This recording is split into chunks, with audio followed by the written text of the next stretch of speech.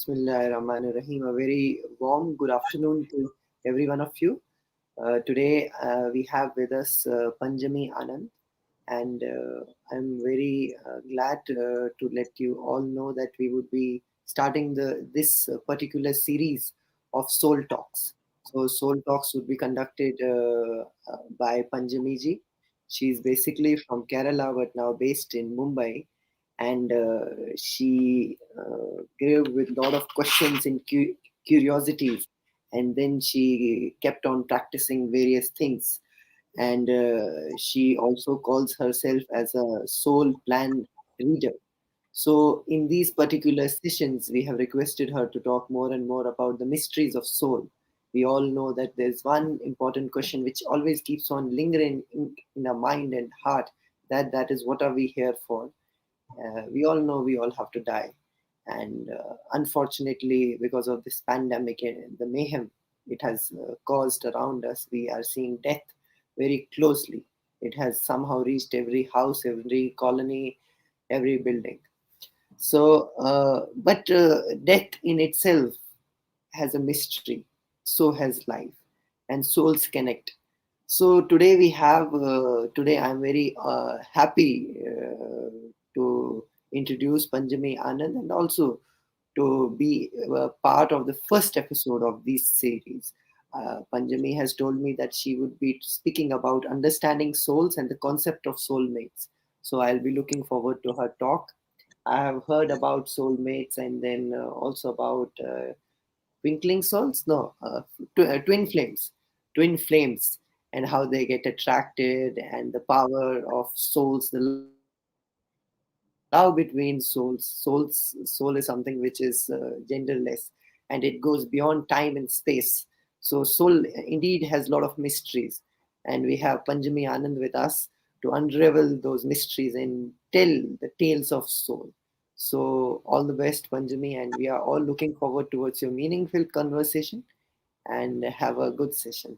Thank you, and thank you for being on Rivers and hosting this talk series. Well, I thank you so much from the bottom of my heart. This is something that I've always wanted to do, but I needed someone to push me. Then I had you, a fun, uh, very, very positively asking me to do this, insisting. And I thank you so much for being a catalyst in making me start doing what I long wanted to do. So thank you so much, Afan. Thank you, Rivers, for having me. And I am so looking forward to the series with you. So, shall I start with the discussion right now? Yeah, you please start. The floor is all yours. We'll see you on the other side of the show. Thank you. Thank you, thank you. So, here goes. Once again, a warm good afternoon. I am Panjami Anand.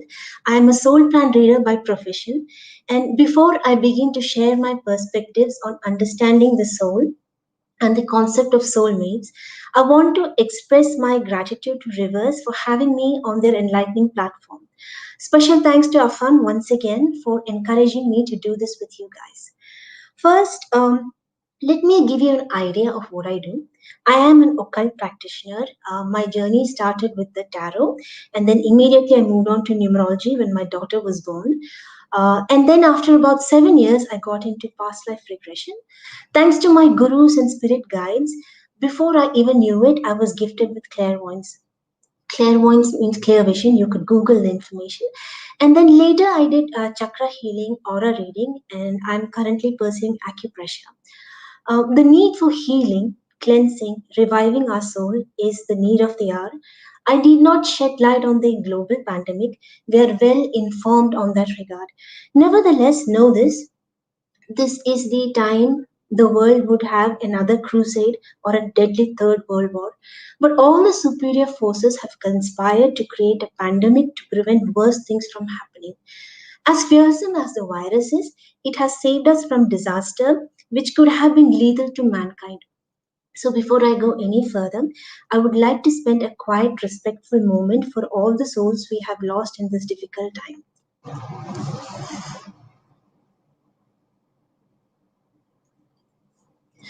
So, now let us spend another quiet moment to send a prayer to the universal healing power to work its magic as quickly as possible.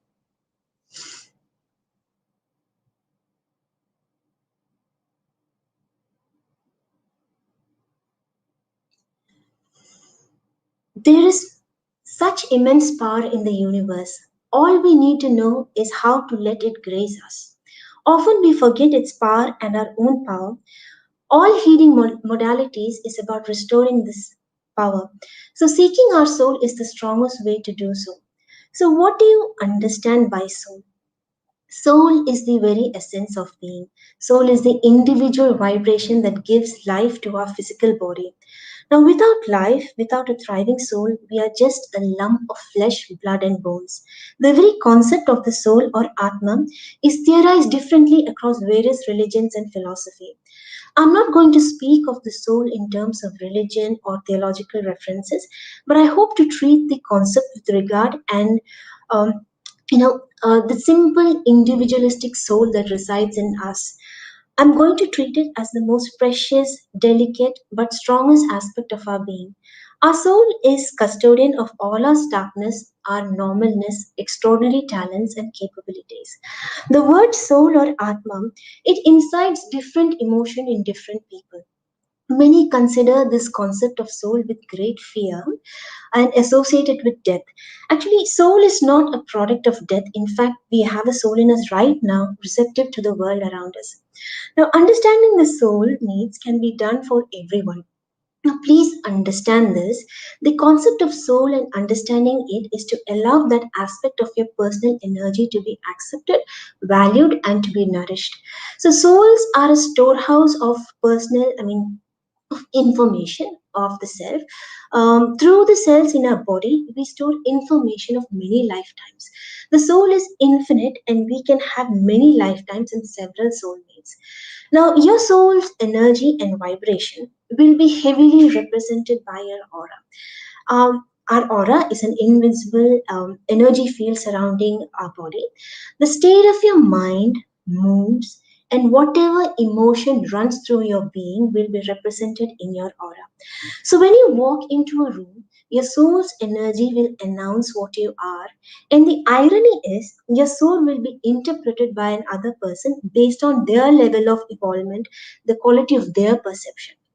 So people will see and believe what they want to, but not necessarily know you for what you are. So understand the paradox. People will immediately know where to place you, but not quite know you. So they will instantly decide, if they should respect you, if they should fear you, if they should avoid you, should they love you. So let me ask you a personal question now. Have you ever felt such a strong connect with someone you just met? Have you experienced love at first sight?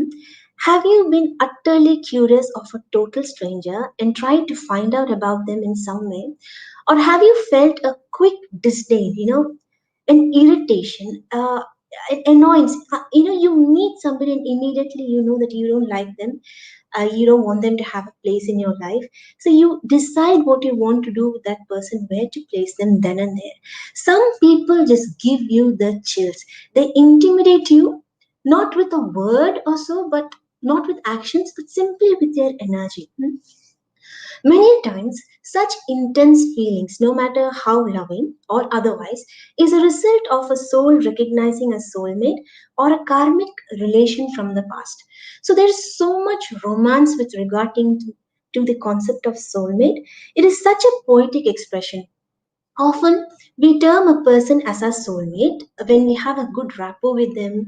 Um, I personally understand that a soulmate is someone who cushions your true essence and makes you feel like you belong. We use the term soul sister or soul family. But know this, a soulmate need not be just one person or the person you're in love with. A soulmate can be anyone. It could be, a parent, it could be a sibling, it could be best friends, it could be neighbors.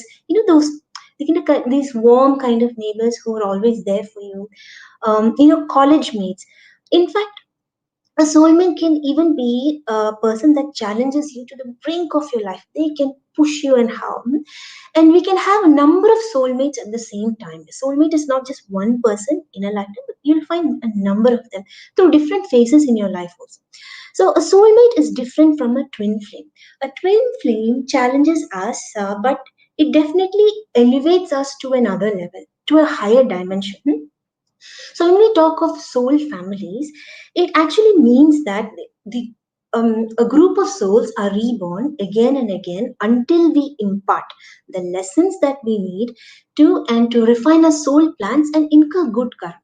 So most likely, our parents, siblings, friends, cousins, extended family. Um, Even our spouses for that matter, we've all been together for several lifetimes, but the roles interchange. So you could have been a parent to your mom, or she may have been your daughter, or your eldest brother may have been your father. So these roles can interchange, but the soul connect will be intact.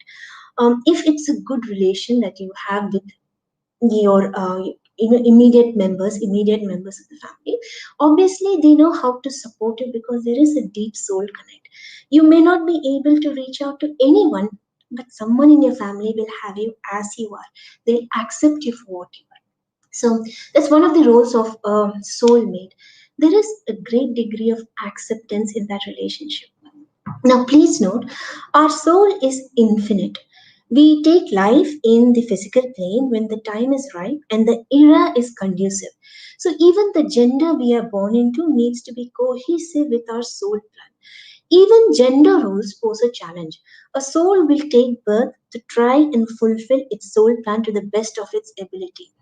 Now, when I say soul and soul plan, many of you may wonder what is this adhere to? I mean, you may wonder uh, does a soul adhere to the religion a person is born in? Is there a religion for a soul? Now, I would say being born into a particular religion is part of the soul plan to know yourself through the discipline of that religion in the physical plane. So, whatever that religion or its limitations or its freedom, whatever it endows you with, it is all part of the challenge your soul should go through in this physical plane. So, the freedom or limitation or the radical views imposed, or even being an atheist, is all part of the soul plan. So, you may wonder if souls have a gender. Now, all of us have male and female, masculine and feminine energies like yin and yang, Shiva, Shakti within us. The prominent energy in our soul, it gives us our gender. So we can be of any gender or any sexual orientation based on the soul plan. Now, some people are born as transgender or as homosexual. A transgender is a soul. Okay, now this is one discipline of understanding this. A transgender is a soul that has been severely cursed by a woman or a group of women or a lot of women over many lifetimes. So when they fail to respect the opposite gender across many lifetimes, and in some lifetime or the other, they will be born inside the body of the gender opposite to the soul energy.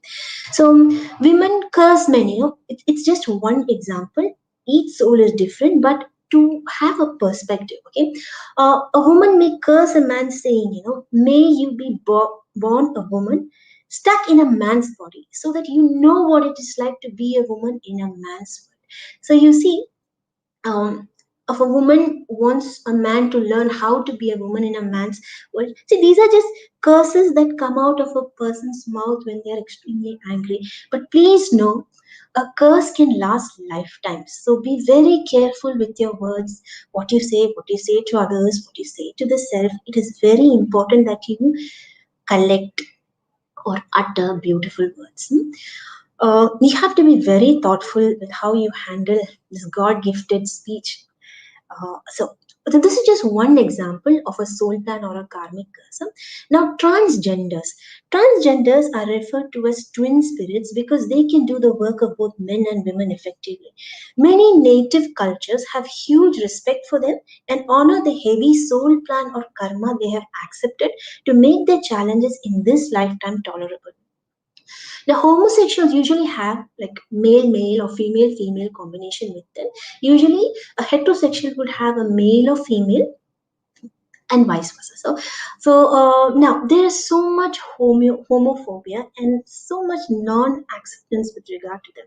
But please be kind, because as strong as they can be, they're often harassed. People do not accept them even in today's world. No matter how many rights, how many riots people create for the sake of this. Nothing has changed much. So please be very kind, because they need all the compassion they can get, because they've taken a big load of a soul plan on them. So, now I'm going further, a deep sentiment or an unlearned lesson from one lifetime, it keeps manifesting whenever it can.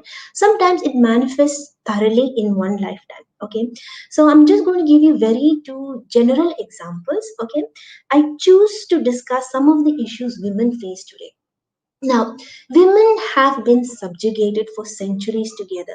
They were confined to roles that were beneficial to the four walls of the house and people living in it.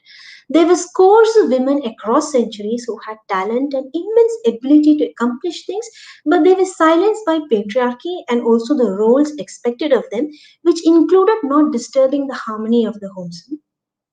So many souls have lamented and they have wished, many females in across centuries, they have dreamed of a time, they've dreamt of being born into an era of family, a society, and a community where it's normal for the women to go out and achieve their dreams. So when multitudes of the soul uh, have a similar desire, you know, they take birth as women in an era which is favorable.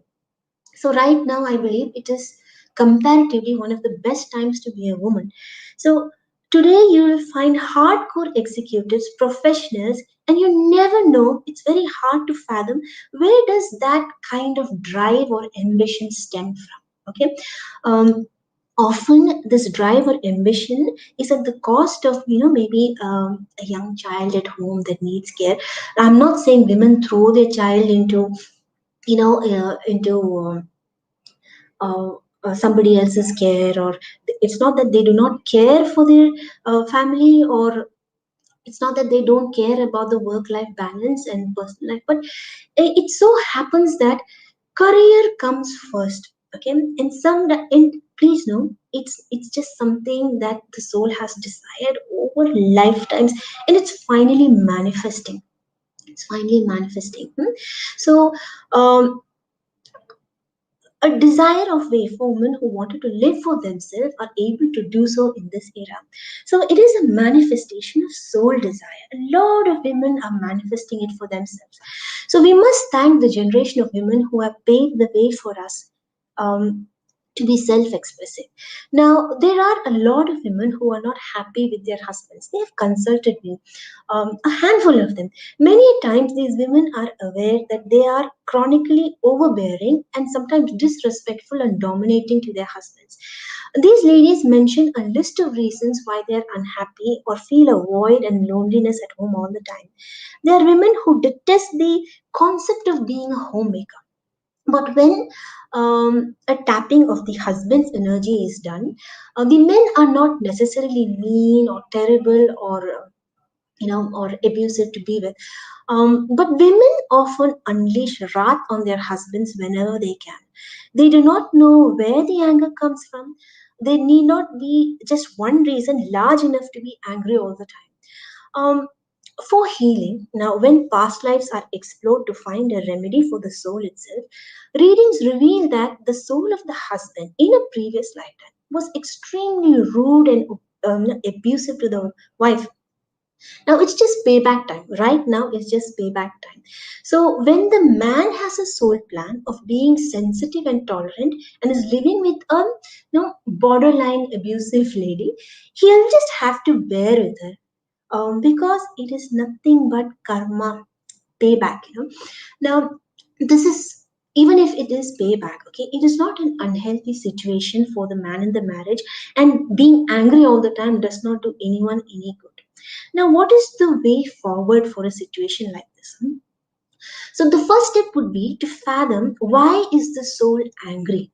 What did the other person do to harm her or have or create such anger and vengeance? Now what can we do to remedy this anger and invoke love and understanding in their lives? Now this is where soul healing comes in handy. Please note, these are what I mentioned right now. These are two really general experiences people go through. I mentioned women. I mean, just just for a little handout. So it helps to release anger in the stored soul memory, and you can create a different trajectory of your life when you heal a soul issue. So many a times a strong emotion like anger, ambition, the drive to care for someone in particular, okay, now being duty bound to a cause, or taking up immense responsibility, or having a career that drives you to the brink, something like a financial issue, not being able to feel settled. All these things stem from karma. So every challenge has a predetermined reason for being in your life. Now, what is the challenge here to teach your soul? So now let me explain what is soul plan reading. Now I am a professional soul plan reader, so let me explain what it means. Every soul has a plan. We are here to learn and evolve and try to ascend to the higher dimensions. Our soul plan is embedded in our struggles, challenges, and our repetitive patterns. Recognizing these patterns within the soul requires a deep, sound, evolved being that desires the change. So, accepting the need for inner change is the first step. It is the bravest step one can take. So, here I have to say that inner change is possible for everyone, but not all souls take up the challenge. Now, many a times, our strong emotions like anger, ambition, the drive to care for someone in particular, being duty bound, and now it's all karma. I mean, there is a predetermined reason why everything is coming to you. So, uh, in soul plan reading, what I would do is, um, I would take the details, date of birth and full name, and try to find out um, where is the root cause of karma in this person's chart. I'll make a numerological chart using numerology, and then there will be a lot of karmic indications. Then I'll use a technique like clairvoyance to find out what exactly, what rectification needs to know, what remedial measures should we take so that the person can heal themselves and create a different trajectory for themselves. Now, it is not an easy thing. It takes a lot of guts to go through, soul memories, and sometimes a lot of unpleasant things crop up. But uh, I tell you, a lot of people are extremely courageous to take it up, and I have seen the change happen. I've seen people transform themselves. But however, there are a lot of reasons why people refuse to change because, firstly, there is fear of the unknown. There is unwillingness to let go of patterns. Sometimes the toxic patterns help people stay in their safety net. Now, holding on to beliefs and belief systems that do not even serve you, but then all that matters is whether you feel secure. Even that secureness, it may be a very pseudo pattern, but still people are unwilling to let go of it. Some people are very dependent on others. So, just for a selfish need, or or the comfort of somebody constantly attending to you. So no matter how you're bothering another, how you're controlling their lives, or how toxic and suffocating you're making it for them, it doesn't matter, as long as your things are happening. So it's so much selfishness. Why would you want to change when everything is working for you? Yet, see, no change is ever made to make the other person's life happy or make yourself, different in some way. So, a lot of people do not want to change because the first step required for change is to take the trouble to change one's routine or patterns of behavior. Mostly, there is so much ego, there's so much fear and selfishness and unwillingness to even accept that there is a need to change the self.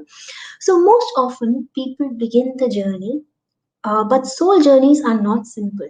On the very onset, when challenges begin, people turn away from the change or from the potential of growth because it's so much of hard work. Now, this soul revival or changing one's vibration or entering higher dimensions, these are not easy things, but it's not impossible either. All the people who have dared to take it up are way different now. They are so much more successful, so much more happier, so much more warmer. And it is a pleasure to be around such people. No, there is no quick fix to enable a person easy change because the soul journey, the inner journey and transformation is the only way that it can happen. There is no shortcut. A lot of you may disagree to our lives being predetermined by some ethereal, inexplicable beings or even a soul plan. So it's just like a lot of people choose to resign to the fate. Oh, it's karmic, or it's just my path, or why should I now bother? Nothing will change. So why should I even think of working hard and think that something will alter in my life? Some people just resign to fate. They do it because it's very easy. It's the easiest thing to do. And then there are others who argue. Who else decides my fate but me? I write my fate. I am the master or mistress of my destiny. Everything happens the way I want it to. Now the truth is, now both the predetermined and our free will influence our lives. If a scenario, if a situation is presented to you, what you do with it is your own calling or choice. Now, both free will and destiny lead the soul exactly where it should. Some just go with the flow. Um, higher people from the higher dimensions, all they need to do is just go with the flow. Now if there are people who need to change their destiny first, they have to drive on their own and get to where they need to be, where they should go, where they want to go. So some people, it's enough, they just let the world take them, let the universe take them. Some people need to use their free will to get exactly where they need to be. So let me offer another perspective. um, a soul plan reading is done not to resign to unchangeable fate, or nor is it designed to deter you from your free will. It is to offer an understanding so that you can use your intelligence, your willpower, your free will to handle your life in a better way. Now, I mentioned two different challenges women face. One is being career oriented and fiercely independent, and the other is of women being very domineering to a fault inside the home. So we discussed a thin general pattern of possibilities from previous lifetimes, namely one is subjugation of hopes and aspiration, and the other is a very oppressive, regressive, physically, emotionally, mentally abusing husbands from a previous lifetime. So by healing karma, here the seeker is using their own free will to be better. So one can be angry and vengeful and fierce for a lifetime, but if there is a chance to alter, and fuse these emotions with a much more positive outlook, how happier can one be? You just need to make the choice whether you want to change or are you happy continuing the same way. But again, a lot of people do not bother changing. Very few souls attempt to change or evolve, and only souls from higher dimensions prefer to change. No two souls are ever similar. The difference between souls do not come from caste or creed or race or job profile or financial status. The true difference between souls come from the soul dimensions they operate from. There are seven known soul dimensions in the physical plane. To understand the difference between people, it is essential to understand the fundamental difference between soul dimensions. So, the first dimension is darkness personified. It is sorrowful, it is full of agonized souls. They are people who refuse to own their power. They exist in the quiet corners of the world in utter resignation, waiting, you know, degenerating to leave the physical plane. They are victims of powerlessness, unwillingness. They are refusing to take destiny in their own hands. Sometimes they are helpless. Some people choose not to do anything. So their souls can barely take one step in the direction of revival.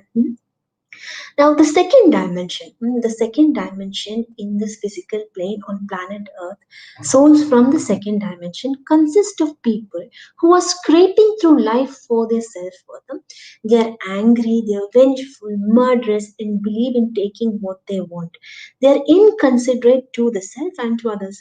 They are victims of sorrow that has transformed into anger. They will be ever ready to plunder and break another person for their own needs. People from this soul dimension are unapologetic of chasing what they want, and they will beg, borrow, steal, and destroy everything they come face to face with anger. So they are highly toxic people and brutally selfish. If they are not physically violent, they will be emotionally and mentally abusive, dragging people around them down to their dimension of misery. So there is no control over their emotions. They struggle greatly to survive, feel loved, and give and take respect. There is no group consciousness or love for humanity. The concept of giving is absolutely void in this dimension. Next, and the third dimension is slightly better off than the second. They give an iota of thought to the consequence of their action, but they are highly manipulative. Now, people from the third dimension are very competitive, jealous, and self importance runs so high, they drag people down, sabotage their own growth and that of others. They are capable of playing all the nasty games, yet they have the power to turn their lives around if they want to. They express their rage and other needs vehemently. They control people with emotions and needs. A big fraction of humanity today belong to this dimension. They are very stingy with giving and they focus on taking whatever it is they want. Now, the fourth dimension. Now, fourth dimension is a portal consisting of people who have a considerable degree of personal power. They can evolve and recognize the need to progress. They have the power of choice, irrespective. People from this dimension are often dragged on by the rat race, and they are challenged by the incapability to embrace spirituality beyond a certain point. It's just not possible for them. So people with past life karma may find it difficult to ascend beyond this dimension, so their karma may not allow them to imbibe whatever concepts they come across. But however, not everybody has severe karma. They are still, they're better souls. They are aware of the need to give, to desire to be better. Now, even if they are givers, they may not get what they desire back, so they can learn to adjust their energies and try to evolve. Now, people from the fourth dimensions are people with great potential. The fifth dimension has calm, peaceful people who spread joy and hope to the world. They have great control over their emotions. They follow their inner voice and have an elevated soul that is integrated. They do not partake in the rat race and are very well aware of their mind and soul.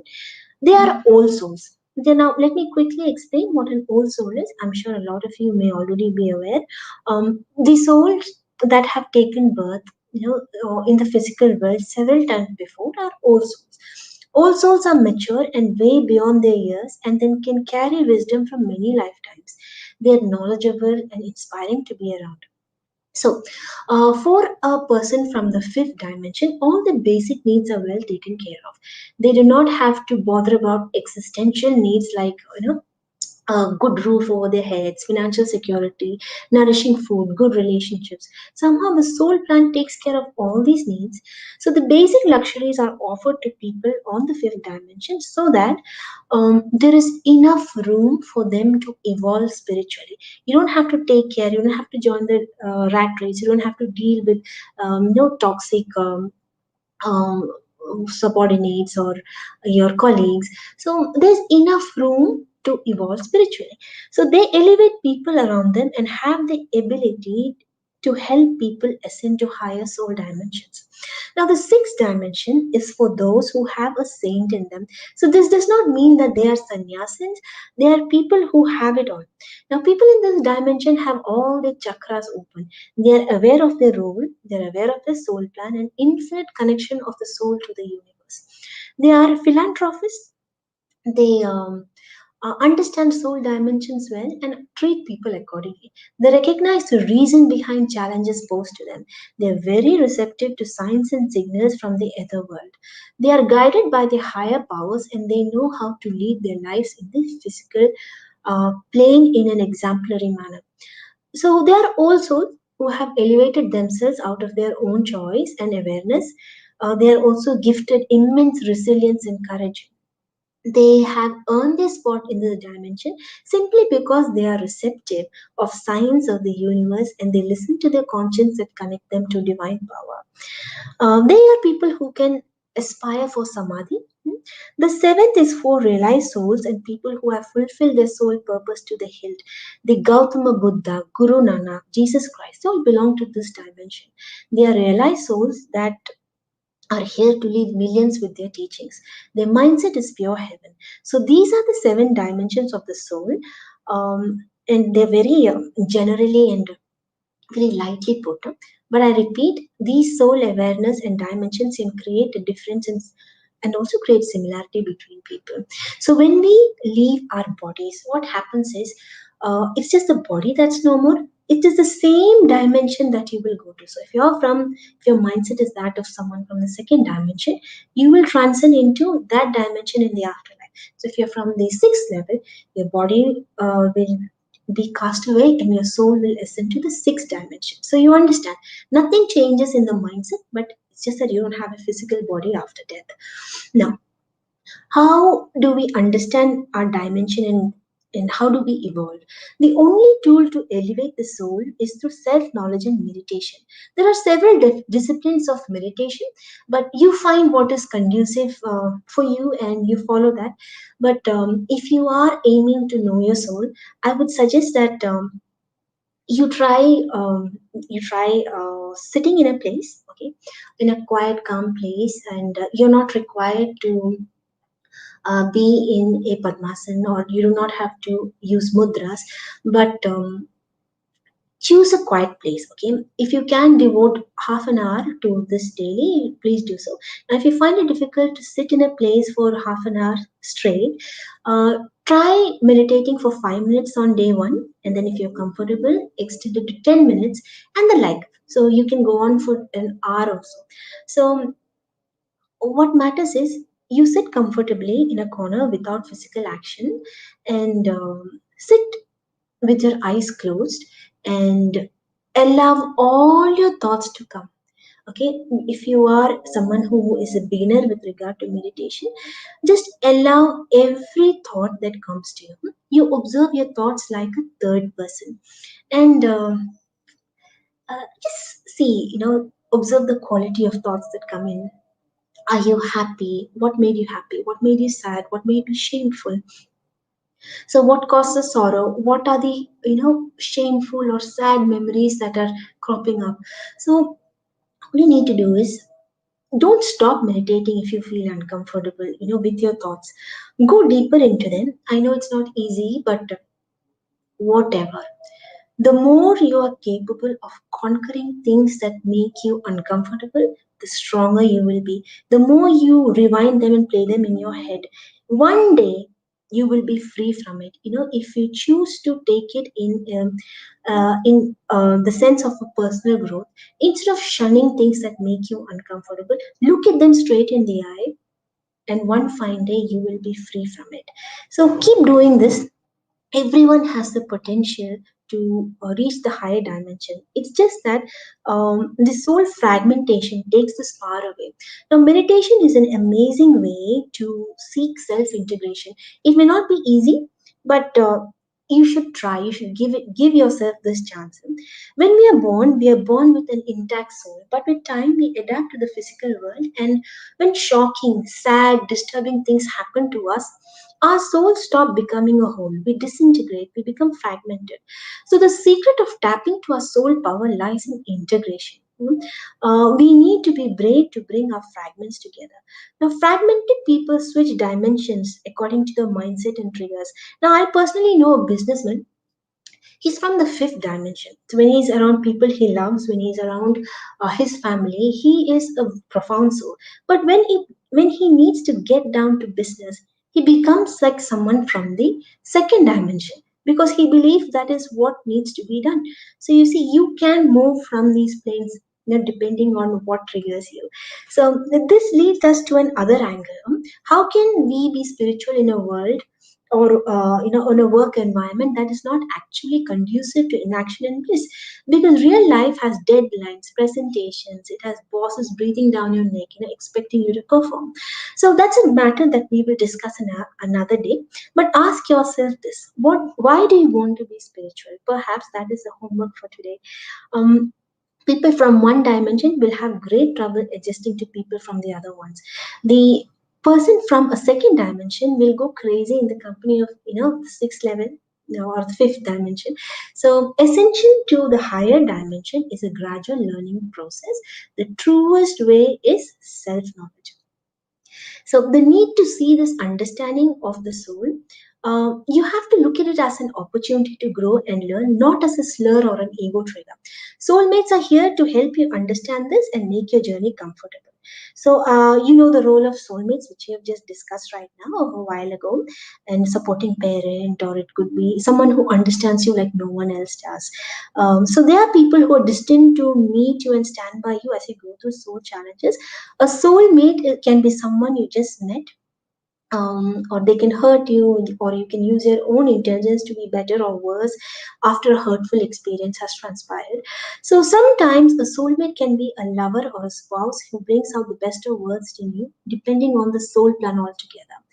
Um, it could also be, a soul mate can be someone who triggers a long-standing useful emotion in you, like kindness, like someone giving you a cup of tea or a sandwich when you haven't eaten all day. Someone who lends you money when you have nothing and they don't expect it back. So these are some of the little things that play a big role in making you what you are. So those people also, even if it's for a moment, they are soulmates as well. So those who play a role in endowing you with strength and instilling other positive qualities are soulmates. So those who drag you down or keep challenging you, or those who bring out the worst in you, are people from your soul plan designed to make you stronger from a karmic angle. So, in a previous lifetime, if you could have heard this podcast, you would have known that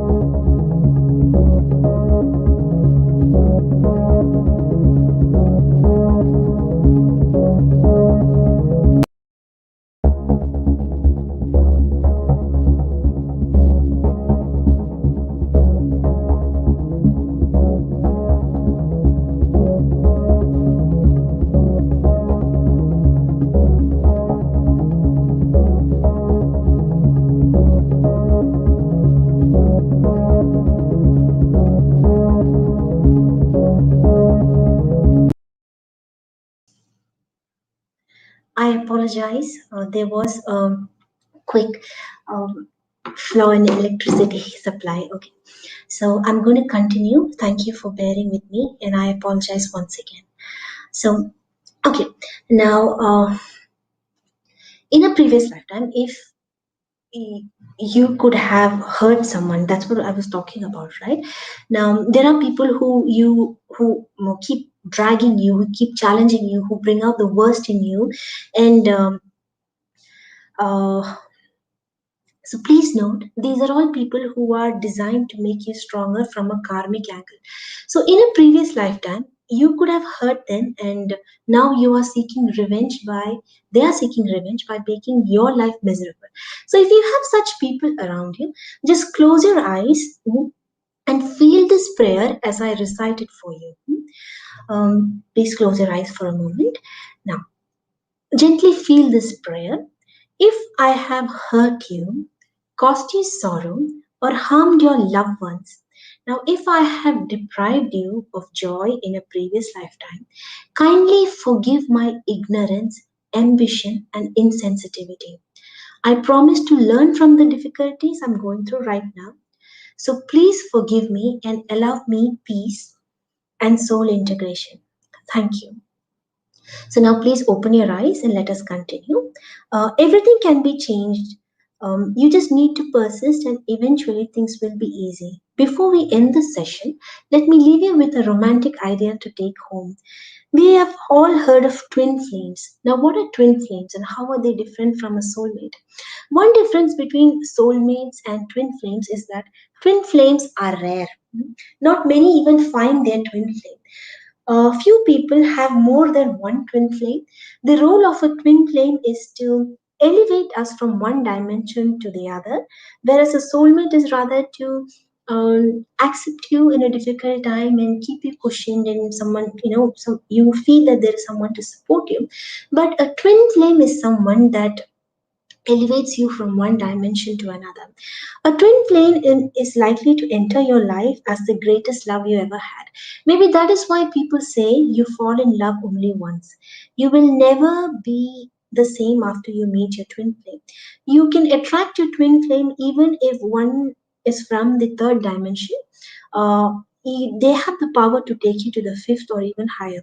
So it can change you inside out. They challenge you, they show you your strengths, drive you to better, teach you to give and take respect, and clearly lead you towards your destiny. You will come together, lead each other to the next dimension only for the better. So even if you lose your twin flame, you will not lose yourself because now you are in a superior dimension where your soul can stand for itself in the most graceful manner. So, for a quick tip on how to attract your twin flame, it would be like you must tap at least 56% of your authenticity. How can you do so? By being honest to yourself, educating yourself spiritually. You meditate, you start believing that there's so much beyond your own control and understanding. And you just need to have the humility to go through this. Now, how to give power to your individual soul? How can you connect to your guardian angels and spirit guides? Now, scientific concepts vehemently oppose the philosophical notion of soul, even that of holistic healing procedures. As important as science is and the luxury it endures in terms of safety and the privilege of modern medicine, we need to know that the soul and its emotion and the magnanimity of its powers cannot be measured or even explained no matter how hard we try. So there is no point in denigrating the soul, and it even if scientific reason doesn't support it, uh, we have a soul that needs to be nurtured and strengthened. Now, how do you give power to it? Only you can do this for your soul. Now, once you tap into your inner potential and joy, you will see that people in your life, the circumstances at work, the financial gains, that suit your lifestyle and quality of love in your life, all these will change for the better. You will start attracting the best for yourself. You will see toxic patterns and relationships changing itself for the better. You will be undeterred by occurrences that could drag you down. Now, the first step to living this way is to believe that you deserve it. A lot of people do not feel that they deserve good things in life. So, first, believe that you deserve it. Now, take measures to be the best you can to learn and to trust your individual soul. So before I end, once again, I wish you a great soul journey and much love. So all I can say is now go and tap into your highest potential. Try to reach the best dimension you can. And in case you haven't met your twin flame yet, I wish you do as soon as possible. So much love, my soul to yours. I wish you a great future, a great life, and great joy ahead. Thank you very much.